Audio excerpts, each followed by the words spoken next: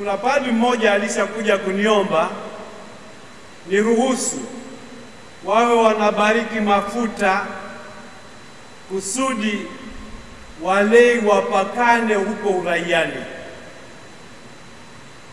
Natumia fursa hii kukemea mawazo kama hayo. Nimeshasisitiza umuhimu wa kufundisha. Hii ya kuomba kubariki mafuta watu wapakane huko uraiani ni upotoshaji, sio muono sahihi.